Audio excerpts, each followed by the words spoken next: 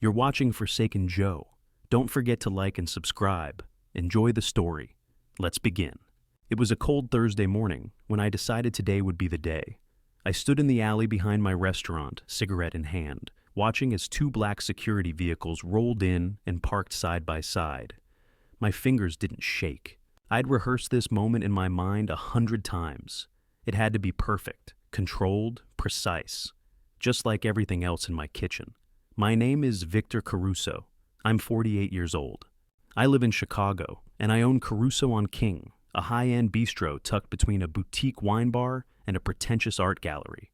People know me for two things: discipline and food. I built this place from nothing, and I was about to burn part of it to the ground. The office above the restaurant used to be my sanctuary, a quiet, clean loft space where I could write menus and drink bourbon in peace. These days, it was a fuck palace for my wife and her SOUS-CHEF boy toy. I took a long drag from the cigarette and looked up toward the second-floor window. I couldn't see them from here, but I knew they were up there. Marlene never missed a Thursday wine tasting. That was her new excuse. Thursdays used to be for ordering inventory and prepping weekend menus. Now, it was her day to cheat. I wasn't always suspicious. She used to be subtle. Lipstick in the car mirror, hair done up like we had a gala when we were just going to the produce market. But then she started working late, coming home smelling like my cologne, telling me she needed more space. The lies weren't clever, just frequent. That's what did it. The tipping point came a month ago when I installed the hidden cameras. I paid cash, kept the receipts out of the books. I told myself I needed proof, for court, for clarity, maybe just for closure. And sure enough, there it was. Her giggling in my chair, pulling off her blouse, while that asshole shoved my whiskey glasses off the desk like they meant nothing. I crushed the cigarette with my boot as the back doors of the security vehicles opened. Two uniformed guards stepped out, followed by my lawyer, Dean Rutledge, a quiet man with a mean streak I paid very well. He straightened his coat and nodded to me. Showtime. I didn't flinch. I'd spent the last 3 weeks preparing legal documents, transferring ownership, calling a surprise board meeting without Marlene, locking down her access to accounts, files, and staff schedules. She didn't suspect a thing. She still thought I was the fool cooking her lamb chops while she played footsie with the kitchen help. I lit another cigarette, more out of habit than nerves. The wind shifted, carrying the scent of rosemary and dishonesty. I glanced up at the office window once more, my jaw tight. Let's see how they enjoy their little wine tasting when the cork gets yanked out. I turned toward the kitchen door and exhaled slowly. It was time. I walked in through the back like I always did. The kitchen was already humming, knives hitting boards, onions on the grill, fresh pasta being rolled out. No one looked up at first. Routine was a kind of religion in my kitchen, but then they noticed the two security guys trailing behind me. Heads turned. My pastry chef, Luis, paused mid-stir. One of the line cooks muttered something under his breath. I didn't acknowledge them. I just gave a tight nod and kept walking. Victor, Anya, our front-of-house manager, called from near the espresso station. Is everything okay? Everything's fine, I said. Just keep things running smooth, yeah? She looked like she wanted to ask more, but something in my face must have told her not to. Dean, my lawyer, peeled off from us and headed toward the back stairs. He had a key to the upstairs office now. Made sure of that when I changed the locks last week. As he climbed, I could hear the quiet creak of the old steps, and I imagined the exact moment Marlene's face would drop. I stayed where I was, leaning against the edge of the pass, eyes locked on the entry to the dining room. I didn't want to miss the exit. It didn't take long. First came the sound of muffled voices, then a thump, someone moving fast, footsteps, panic, and then they appeared. Marlene burst through the office door, her silk blouse half-buttoned, hair a mess, cheeks flushed with embarrassment. Right behind her was Nolan, her sous-chef, her lover, clutching his apron in one hand, his chef coat barely on. They came down the stairs like a couple of teenagers caught in the back seat of a car. But this wasn't some cheap motel. This was my restaurant, my name on the wall, my staff standing just feet away. The dining room went quiet. Waitstaff froze mid-order. One of the new servers actually dropped a glass. I stepped out in front of the kitchen entrance, where everyone could see me. My hands were in my pockets, face calm.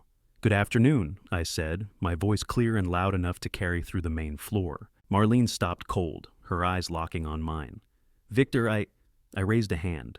No need for a monologue. I'll keep it short.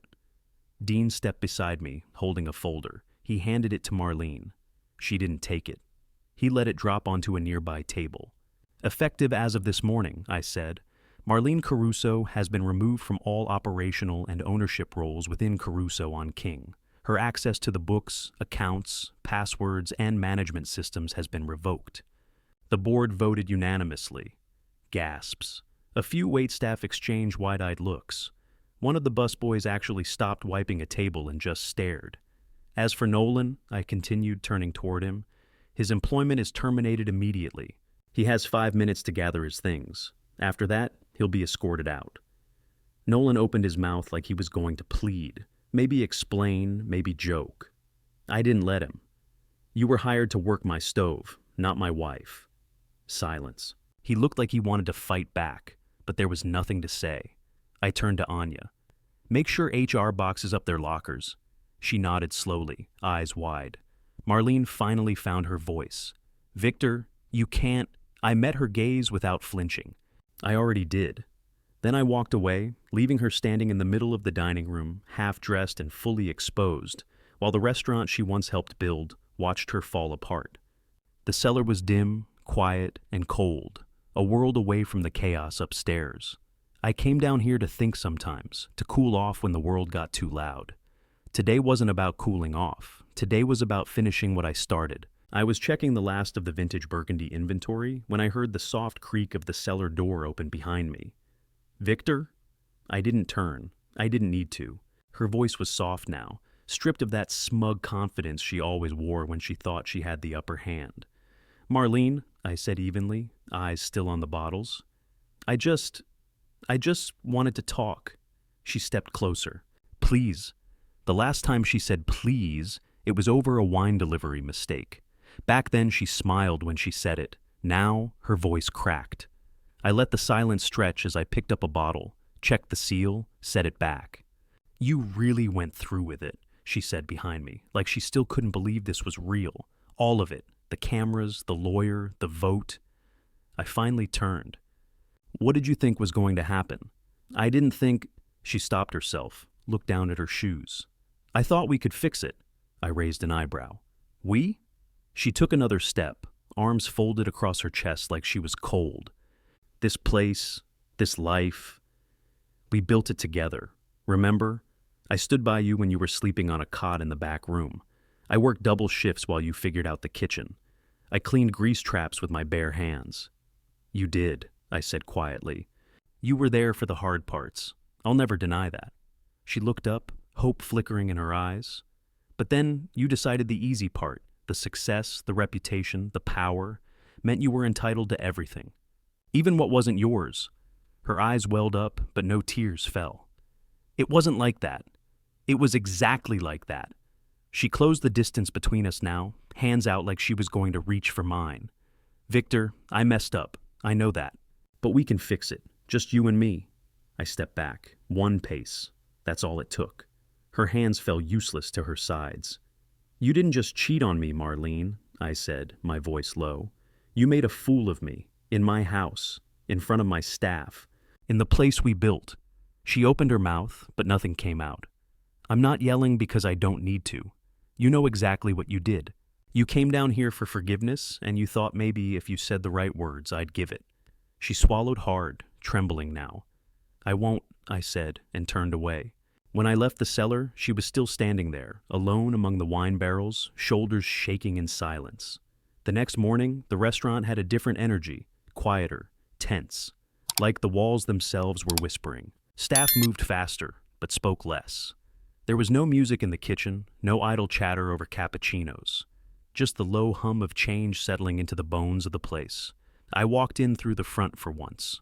Anya was already there with the HR manager, Claire, going over new shift assignments. Nolan's name had been scrubbed from the schedule. Marlene's key fob had been deactivated. Their lockers were boxed and sealed. It was strange how easily people disappeared once you stopped letting them take up space. Morning, chef, Louise said as I passed the pastry station. I nodded, then paused. How are people holding up? Louise gave a cautious shrug. Shocked, but not surprised. That sat with me. not surprised, like they'd all seen it coming. Maybe not the affair, but the unraveling. Let me know if anyone needs to talk to me directly, I said. Already had a few people ask, he said, then hesitated. Most of them just wanted to say, thank you. I blinked. For what? For not pretending it didn't happen. I didn't know what to say to that, so I just nodded again and moved on. In the back alley, Nolan was standing by the dumpster, a single duffel bag at his feet. I saw him through the office window as I walked upstairs. He wasn't yelling, wasn't throwing a fit, just standing there, defeated, head down, no ride in sight. That's how it ends, I thought. Not with drama, just silence. From the office doorway, I watched him for a long moment before turning back to the room. The place still smelled like Marlene's perfume, that lavender and cedar blend she used too much of. It clung to the fabric of the couch, the walls, even the leather of my chair. I opened the window, hoping the air would push her out. Her coat was still hanging by the door, the camel-colored one she wore during winter deliveries. Funny how something so neutral could suddenly make your stomach turn. I walked around the desk, grabbing only what was mine, my chef's knife roll, a black notebook filled with menu drafts, and a framed photo of my grandfather in his butcher's apron. Marlene's things, I left untouched. Let someone else pack them. I'd already done the heavy lifting. Before I left, I sat down in my chair one last time. Everything looked the same, but felt different, stripped of warmth, like someone had drained the color out of it. The pen holder, the whiskey glass, the file folder with our names still embossed on the top in gold. I reached for it, then stopped. Number, let it rot. I stood, walked out, and closed the office door behind me without looking back. Downstairs, the kitchen was coming back to life. Pots clanging, ovens heating up, the smell of fresh thyme and roasted garlic in the air. The work never stopped. Not for betrayal, not for grief, not for anyone. The lawyer's office sat on the 22nd floor of a glass building in the Loop. All sharp corners, white marble floors, and furniture that looked like it had never been touched. I hated places like this. Too clean, too fake. But today, it suited the occasion. Dean Rutledge greeted me with a nod as I stepped into the conference room. Everything's ready, he said, sliding a folder toward me. Inside, pages of legal dissolution documents, final amendments to partnership agreements, severance settlements. It was all there, the final slice that would separate Marlene from every part of my life that still mattered. I sat down, pulled out the pen I brought from the restaurant, black ink, no drama, just a name on a line. Dean spoke as I signed. You'll retain full ownership of the bistro, the building, the intellectual property, all existing trademarks. The staff contracts stay with you. And her cut? I asked without looking up. Gone, he confirmed. She'll receive a standard severance and a mutual non-disparagement clause. But she forfeits all decision-making power. Forever. I nodded.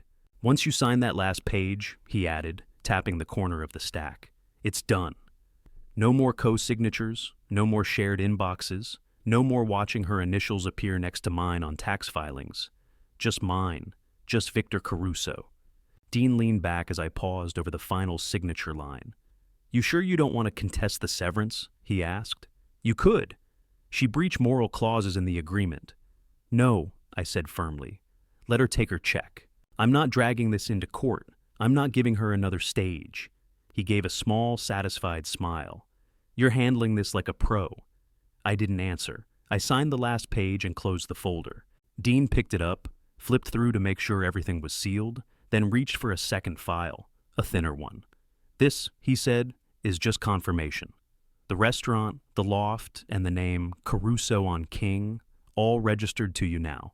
Nobody else has claim. I exhaled slowly. It should have felt like triumph, but all I felt was weight, heavy, sharp-edge relief, like pulling a splinter that's been under the skin too long. Dean closed the folder and stood. You did the right thing. Maybe, I said. He extended a hand. I shook it, then walked out into the cold Chicago wind. Outside, the sky was overcast, but the air felt cleaner than it had in months. No more hiding, no more pretending. Just me, my restaurant, and whatever came next. The loft above the jazz bar wasn't anything fancy. Hardwood floors, exposed brick, a narrow balcony with a crooked railing. But it was mine. No shared closets, no floral-scented candles. No ghost of perfume lingering in the sheets. It was quiet, too quiet at first. I stood in the middle of the living room with a half-unpacked box at my feet. The space still echoed. No noise from downstairs yet. The band wouldn't start rehearsing until late afternoon. For now, it was just the low hum of the fridge and the occasional creak of old pipes. I reached into the box and pulled out a photo album. I hadn't meant to pack it, but it must have slipped in with the stack from the office. I flipped it open and immediately saw us, me and Marlene, standing in front of the bistro while it was still just raw brick and ambition. I looked younger, thinner, hopeful. She had her arm wrapped around mine, smiling big like she knew we were about to make something people would remember. I stared at the photo for a long time, then slowly shut the album and placed it back in the box. I wasn't angry, not right now at least. I was just tired in a way that went deeper than the body, like I'd been sprinting for years and just now realized I hadn't been breathing right the whole time.